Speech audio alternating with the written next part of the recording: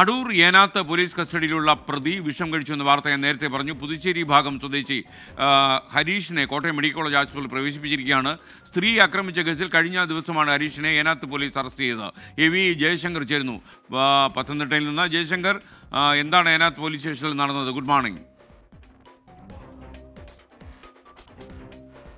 Good morning S K N. ഈ Harish police കസ്റ്റഡിയിൽ വെച്ചാണ് ഇത്തരത്തിൽ വിഷം കഴിക്കുന്നത്. കഴിഞ്ഞ ദിവസം ഇയാളെ ഒരു സ്ത്രീയെ ആക്രമിച്ചതിനും കയറി പിടിച്ചു എന്നുള്ള കേസിൽ ഏനാത്ത് പോലീസ് അറസ്റ്റ് ചെയ്ത് കൊണ്ടുവന്നു, സ്റ്റേഷനിലിരുത്തി. ഈ ഒരു ഘട്ടത്തിലാണ് ഇയാളുടെ കൈവശം തന്നെ ഉണ്ടായിരുന്ന വിഷമാണ് ഇയാൾ കഴിച്ചതെന്നാണ് നിലവിൽ മനസ്സിലാക്കുന്നത്.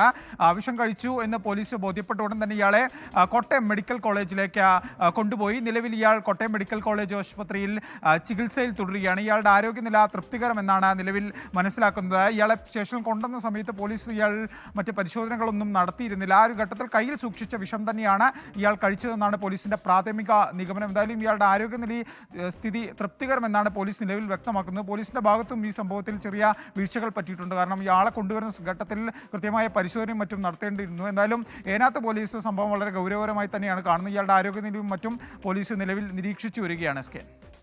Okay, thank you. വി ജയശങ്കറാണ് വിവരങ്ങൾ നൽകിയത്.